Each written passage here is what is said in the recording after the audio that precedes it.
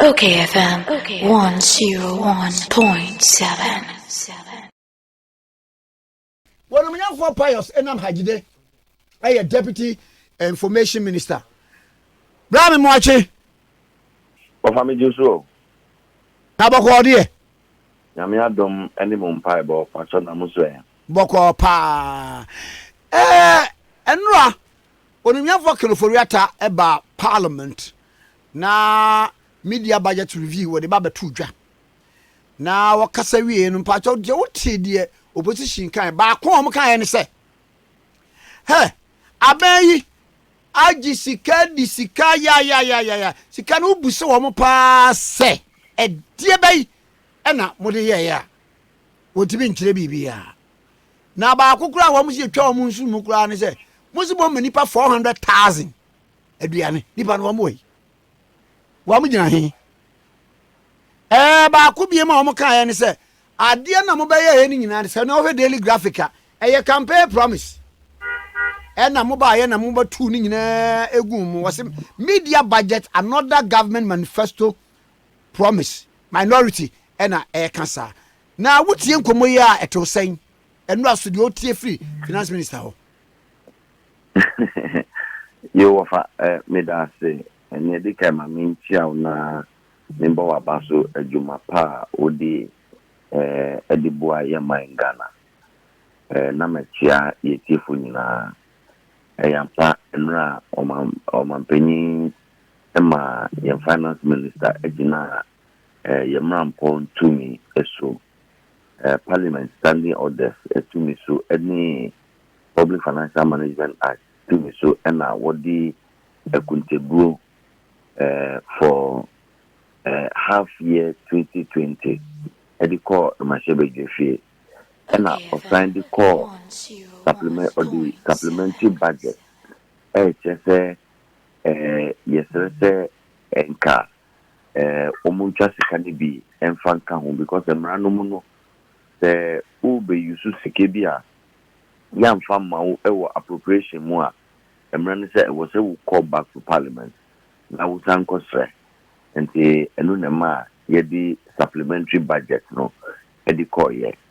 na Ghana for yenyina na yati asem de enra na nyame ene yebeda na fe wofa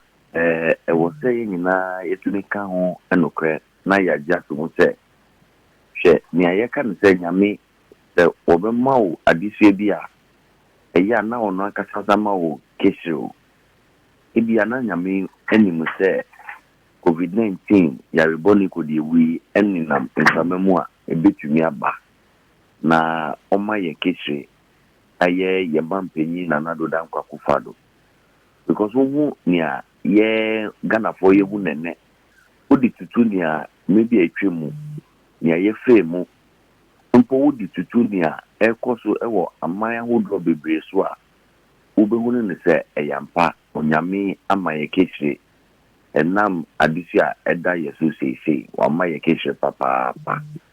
ye wo ye mampenyi bia wo chese wo nyame me friend no triple C edikan wo chese wo ye courageous wo ye akukudronia odi ye nima okun kesi a ye kuntia COVID-19 ye mampenyi edi ye nim ye mampenyi chese wo compassion chese wo tima ewa badaye edima na manfo the ohwe enyema bibria aba a ye mampani enedi ma yen se obeso yasini se ye betwe ye ho afri amane hunu otiti ya nanka COVID-19 edi besi ni paso ubehu se ye mampani eye mampani bia owotima wa badaye compassion edima na manfo beba details nusu se ya ena yesan wo o mampani a wo the needed competencies just or you're competent because ikape endafemu anka edafemu sa anka yenu no mundi sefo wo mampeni dada Mr. Mahama won be kan okre anche yense o ma wi nam no amanaka dombe ikape endafem wonya obi a n'adwene mu eso wonya nkofo a wɔn wɔ nimdeɛ wɔn nim ɛkwan a yɛfa so a yɛyɛ sikasɛm nhyehyɛ yɛ manage economy no in such a way say the economy can be capable of withstanding some shocks. Sebio yɛte kom ha nea dum so de yɛ hu yi na the economy was not in the position to withstand those shocks. Cholera between mu shocks kitiwa ti say cholera enukura no the economy could not sustain it. Nipa bebre e de femu wu ye. Na nia ye hu no say no is a function of how well we are able to manage or we have been able to manage the economy. Economy na ansa na atamus sebio wo be free atiasifo asase so na any number ye 14% no. The demand ye nuanom ndc for led by Mr. Mahama. Omo emma enya hwehan ama economy no ashrinki aba a meager 3.4%. Answer na COVID-19 beba no on the average na Ghana ye economy enyini over 7%. Enti no the omampenyi si yen ya kire se ye wonimdie no eni na yesan wo opepa no se the economy no ebo femu a ye betumi asan peda na nia wa ye bi pen ena efre no ayeboafo a the obi kasa nipa no odika enu nti na ye mampenyi se sika anase se nipa ebe sei anase se nipa bewu nipa gumbe kwa hunyenye mu dia endi ankasika mom nsei because enu etire no se ye di sa COVID-19 ko de wo ye di sunku ni bewia ye no ye wodimdi a je besan apeja Ghana ye sika se me hyehyeye enu nti na asem ne ba ye o mampenya anka ne da se wo yare ukọ ayaretabia COVID-19 ye hwe wa atu ahoka debi aban na fasaka ne nyina etia enu nti na test ya ye aban no ema ya aban no enetia ahoka asukufo mu go school nhyehyɛ ya ebe ya ma wo mu PPEs ayedima health professionals aketua yetumu edima frontline workers insurance package ayedima wo mu stimulus package ayedima yenuanom boja for ni nyina aban no nisika na edi ye because said nipa ho be kwa ho yie mu said nipa be wudia said nipa be sei dia agasika emumu ensei eno ekire no se ye frisa o hawo yi mu a ye betumi ahyehyɛ na yasai afa yentuma pa efrabium entino e wo se yen hye ni so na wo ka bi de se ndc for se sika no na wo mu hu menua de bia me ka bibi kyerɛw sɛ won sɛ sisi ano anopai ewi abo obi ahu sɛ ewi agina so beautiful sunshine e wo yeso na sɛ obi ko hyɛ ni demo na watu ni doors na wa send to the windows adro curtains na wadum ni kania ono betumi aka sɛ edia we are in the middle of the night you because ono no nia obi aye eni sɛ ubebie udo ubebie window ubepia bontin na wa hu sɛ ewia no agina so no wanye sa wakɔhyɛ dem awa locking the door emi sɛ no bi na ebia ye nuanu mu ndc for sɛ wɔn sɛ wɔn hu baabi asika no kɔ a nia mɛka kyɛ wɔn ne sɛ nka wɔn bi wɔn door wɔn bi wɔn window na wɔn hu ne sɛ ewia wɔ so papaapa ade ye nuanu mu ndc for enim sɛ free SHS ya ban piano aban edi sika pudro 3.2 billion manka million no 3.2 billion edi she free SHS mo ana wo mu nim ye nuanu mu ndc for enim se na emebu no a wo mo apenso ecoformu Association of Unemployed Graduates unipa wie school e wo nimde wo pepa no se obeye adwuma ni ho ntino be 4-5 years we school na wo tifie na awofo eda ho ehwew na do ba ye wo si da bida wa fa sam kofo adwuma mu napko enti ndc for enim se 1.6 billion ye die aketua ediama ye nuanom napko for ana planting for food and jobs in Kia enti ye nuanom ndc for agriculture within these 3 years ye ba ye grow at 5.2%. Abrahamu Ediano average of 2% was the growth of agriculture. And the yen and when this before now we nim say adiba kuntia agriculture from say no. Baku ye planting for food and jobs ya yediaba. You are spending 1.85 billion on planting for food and jobs. And the end when this for womunim. And to be saying this for say sikanu we dum so na be 5 years omudima ye no. And the end when this for womu hu say sisia no kania no ejina so. And the womu nim say ye ba ye no ya spending sikapudo 4.7 billion on capacity payments and contract who be a take or pay a contract or in the energy sector. And the end when this for woman say be 4.7 billion. And spend ya pamu dumso every yambra bomu e Ghana. And the end when this for woman say answer na abaye bebaye claims ya na anka eda finance ministry say enuna abaye no eye ka abaye no di e wo say yetua eye omuan this for say 11 billion na finance minister abaye foforo no na do dan kwakufado abaye no edi ma auditor general say onye hwehwemu uhwemu n'echi no yesi sika no ebi wo ho a yentia say adwirimu mu ebi ya be mu enti no 6 billion per ena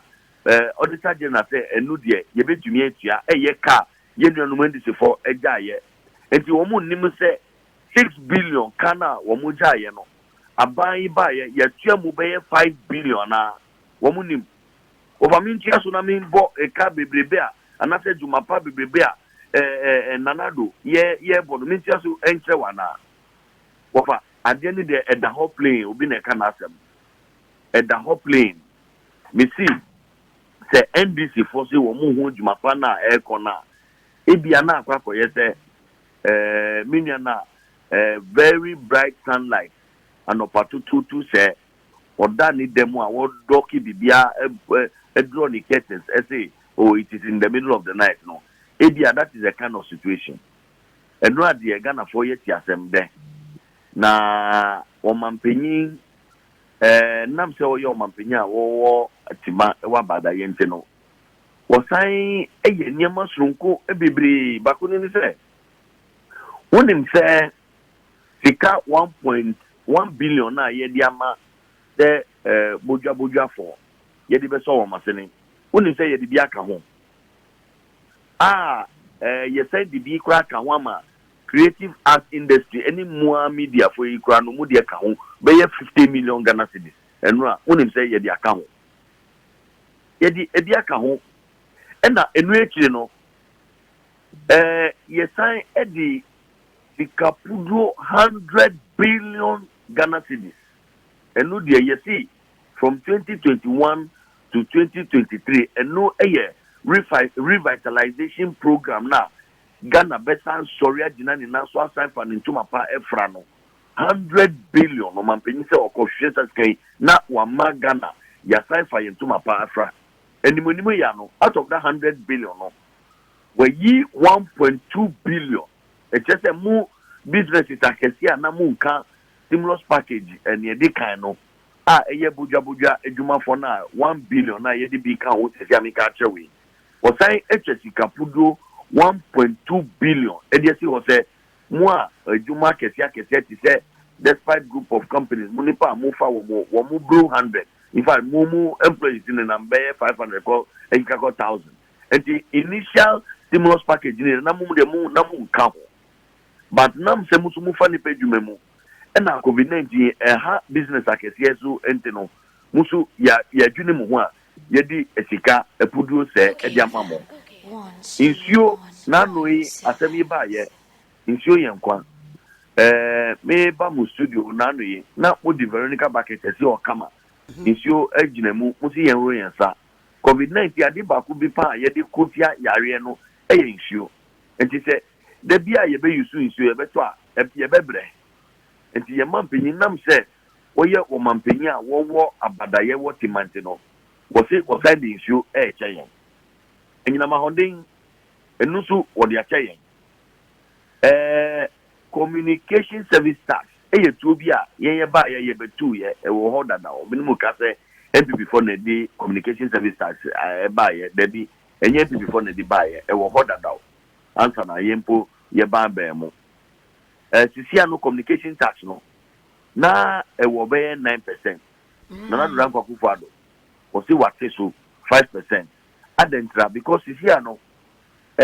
one of the reasons here and I say how about COVID-19 there be here so me say the pa be din hia answer no my adwuma bi ye twa so enti no abefo kwan so na ye fa so sesi a ye di adwuma pi meetings wo ho a Zoom meeting na no ye mampanyi na wo quarantine kra no woni cabinet woni omamu ni nyina di nkobo ni na akra na ye Zoom enti no school for ni bi kra no eyusu sa akwanya su de suade na call bi a wobeye text message bi a wobeye internet bi a wobeye use bi a no that one ye ji obi enti ye ti so a ye se sika na nka wo de betua etu no e na aka ubotomi enti o mampanyi se ye nti so e na ye see ebinumu wo ho a na omo ye adwuma pepepe ba COVID-19 ba ye nti no emi se companies no wo mo sika semu ahondi na kofemu kakra enti ye nanumu bi wo ho a ye lewo mo kakra ye ma omo ye catch omo so mo kotine fi kakra aketia so ba aban no edi hihye bi aba National Unemployment Insurance Scheme eno no be bebre be kwa ye be ka say oh unemployment benefit eno bia na ye di ba ye man ye Ghana mu say yo we obi a we adwuma na say COVID-19 ti na wo be lusu adwuma ne dia aban no ebe so wasene o ka say intentemu kwa so ye di nhihye emra nhihye edi ko masebe jefie na yagia to mu nyema ne ede wo budget no mu de bebre na yenu no nditi for so eni omo be ya ne se omo be pe for mate se afi de yesi aduanenia ni aduane che na nya finance minister akai enra almost by 3 hours ogina ni naso ekasa bebre mayen good news bebre say enti yenu no nditi for ho epe eno moti ye but nukwe wo eho no say wo fa say nyina ye nim say lockdown ba ye ni aduane eche ana yenyeza yesa obi abetumi aha na eno na omo say minority say aduane na mo no akyeye no enka mo bei no na mo ya attachment bia ayi ashaman efie we mu no ye manipa bia be 5 no kura munya kura no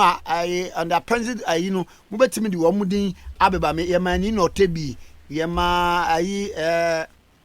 maunye gambi ye ma we bi ye ma chasi bi ye ma ha naka mo ye kama sa am ye hu na ne mo kan nyina abom se nipa 400 ebede no wo hu because me ke bika enso so ma mo u kama wenye gawia na ni national ID number now they are attraction aba ofa enyema ni bi ofa e wo se bi ni de yemfa nya asesem obi kwa ka che bi se nipa no wo mu wehi azo finance minister o come se beju fia on tam nipa 400 and over 1000 in India ne ma mo ndi na chimfa ko parliament no ye di budget so ko parliament ya ye bedi ehu enkita hundie ebe koso debate will proceed on adeno obi a wo question bia no obetumi abisa ne kosa na anu ye bi e wo ho no na ye ya no but for maminye mathematics kit we bi nche on na hwabe se ye nu aduane de manipa ye fa ne se wo de ye fa ne se 400,000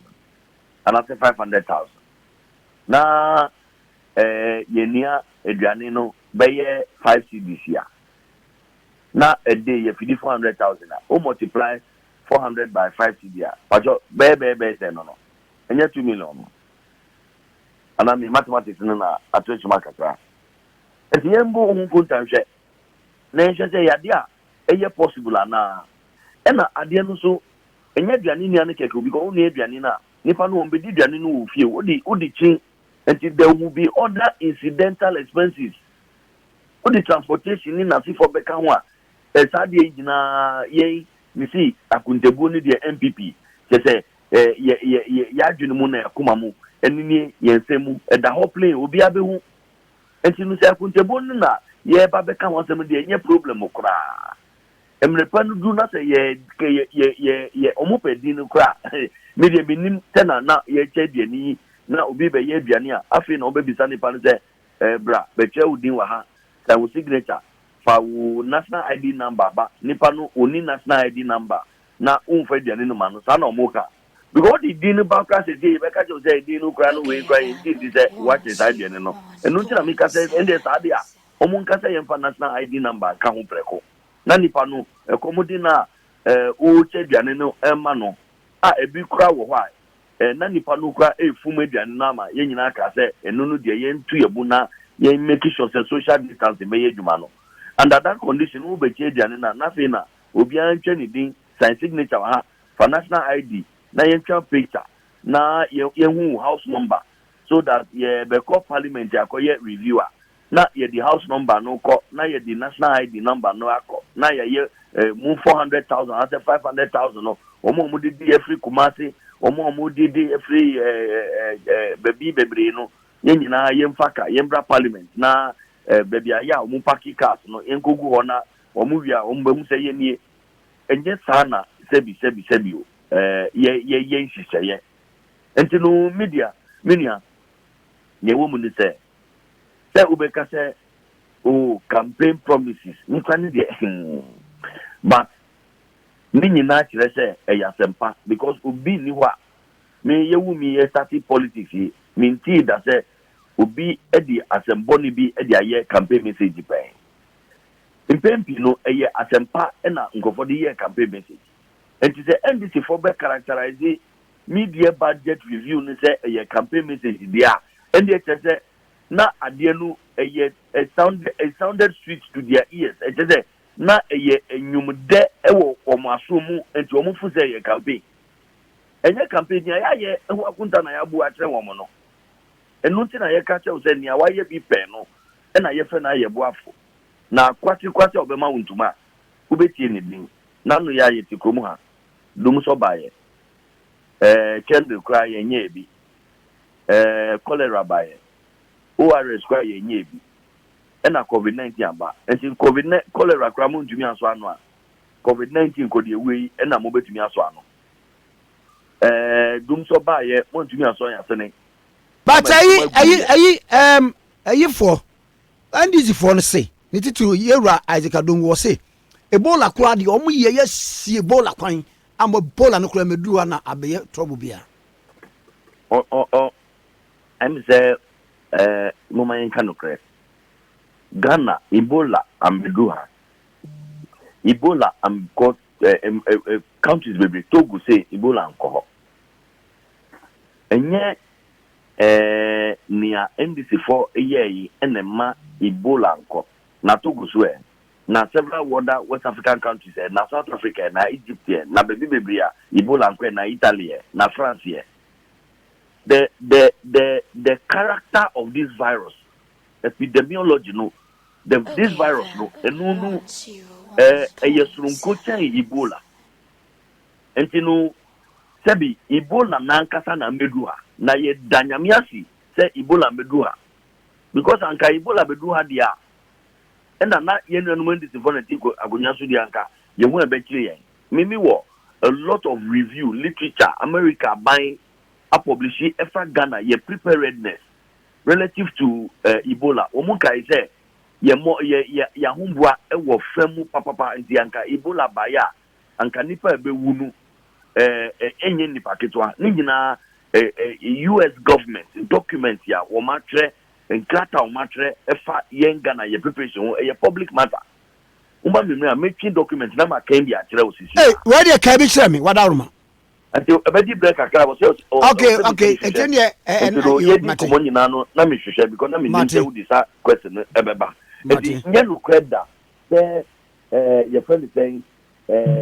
NDC4 IADB na Ebola amba Ghana amba Ghana ni die nyame na ebeda na fe the nature of the virus and how it is transmitted we deɛ ɛyɛ adeɛ a ninam mframa mu we deɛ ɛyɛ adeɛ obi bɔ wapa wobɛnya we ɛna yare no etumi sɛ nipa ho a wo bɛyɛ 14 days na nipa no ninam na ɔte afi na ɔte ahoɔden mu ne n'asefo. Ebola did not have the same characteristics that coronavirus had. And then say obi say NDC for na ye bibi na Ebola mba. Ebia ne ebe bisa no say enti NDC for ye die na Ebola amba de no maye. Omo nka nche say we na ya ye. Omo anye hwe. Enti no ye move on from that one ye adibia eye we dia. Me see cholera enu no de na enye se ewa ha o nkrantia be nipa 114 enewu ewo nkrantia Ghana nyina wo di kan ho over 200 people 2014 asem na making worst hit in over 25 years na that kind of cholera na ebi embaga the biom until that one it happened until enu dia ebetumi dia here example but ukofa Ebola dia now you may be comparing apples to bananas because Ebola no it never really came into our shores. Honorable Adongo ni our Canadian. Sebio, yet to me, emfa enye juma emani enye ye. Entino, said Americano. Yenina yenjin to muse, nyami amaye, adisyebi, eye, kodiwo COVID-19. But nyami asamaye, keshri, eye nanado danko kufado. What say? Woye penya wo akukudro courage Okay, FM. what I wo tima abadaye compassion and I was wo competence na tikape enda femu anka tikape da femu a yenu no mu ndisi for wo mu kan chen yen se wo ma winam no amana akadompe but nam se nanado any Dr. Baumiani ni abai no womu ewo eye competent team womu ewo nimdie ni mte no womu no etumi ekohwehwe sika kese a womu di so yasene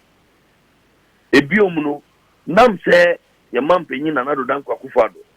eye obi a wo tima abadaye compassion edi man na manfo enti no wo so yasene wo ye frontline health worker waketua no ya tumu 50% so that ya ye benya sa yare yi na yakọ ayarisabia say ye kwakoji ayarisa no nipa na obehye ye no enidie bi ene ahokika no ebe wo ni mu a wo betumi edi sa enidie no edi ahwe ye now wofa ni ana utimi nkan no ni sanka document no document no ni awotire document no your friend no ora Jim Beaver no, and I'm reading from the Foreign Service Journal January/February 2018 edition, working with Ghana to prevent the spread of Ebola. Nipa na your friend Jim Beaver no na oye juma ewo Ghana ha on the way no adeno do so bebre but mami kan paragraph bako and okay. It was unclear whether the government security agencies would be prepared for possible massive investigations, quarantine, and riot control already underway in Liberia. There was little confidence that anyone had that the authority,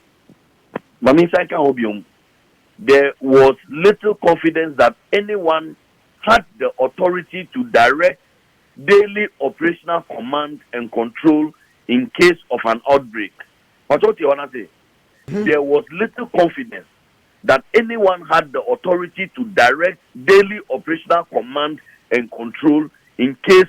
of an outbreak. Now, Obibeka is born out of opinion and now say a research be and all the trust agenda and analytic. O say omuti ha omu ye omu research omu ye omu investigation omu edi omu ni hu omuti ha omu ni ne ti krom ha e na omu ni aban no so na yedwuma because ngam umami kan kra ube okay and I mean US aban no any Ghana aban kra no aye collaboration bi a na omo di adwuma bi engineer o papa no onim ne oka e na o twa we so no aban no aba bontin ambe kan be bia da se ne amotwe no na enye nokre na sei ni we ni na aye na tie was saying there was little confidence that anyone had the authority to direct daily operational command and control in case of an outbreak, and it was unknown whether health workers would stay on the job to battle the disease. Was it now omu nim pose the ba health workers to grab a hospital as of Bejane because it's a baby anyhow. And yeah, we are ye track it mu edima womu. And yeah, we are ba ye di insurance package edima womu. And yeah, we are ba ye ma womu PPE is in a symphony now. Wait there. The verdict of the U.S. government was that it was unknown whether health workers would stay on the job to battle the disease. And Osanka said, we and fellow assistance donors, America buying any buying food from now or more person or more soya, along with international security and health experts, judged that so far the preparedness actions Ghana had taken were not sufficient for its own protection. And at the document, you know, a do the big one muka say, near Abana yen say wakra PPEs 10,000. Ebola preparations here, honorable Adungo Ekasa Omayeno, and he said Omakra PPEs 10,000. Nanadu Danko Kufadu, yeah, PPEs we are counting in millions, not even thousands.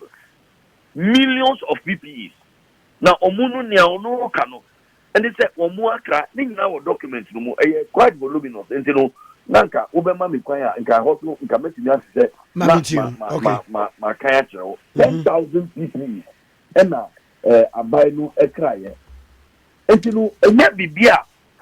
NDC for year in the mass, Ebola and Bagana. Yami and the Bedana here. Ebola and Bedugana. It is because of the nature of the virus. And you know, let's say Honorable Isaac Adongo, the Foreign Service Journal article Ura Bimjiva, Jim Beaver, Anna Oye Juma Ghana. At that time, no, that the U.S. role in helping Ghana stave off a deadly epidemic showcases America's diplomats, perseverance, political astuteness, and creativity, as well as interagency teamwork in fulfilling a vital mission by Jim Beaver. And you know, Uncle Kind, the social kinds are a character area. The position said, Omuna Maye Bibi, Ama Ebola Ambano. I'm sure he will revise his position. Mira Medasi Anopei. Yes, I say honorable Payo Sena Majide and the Nature Deputy Information Minister. Okay, FM 101.7.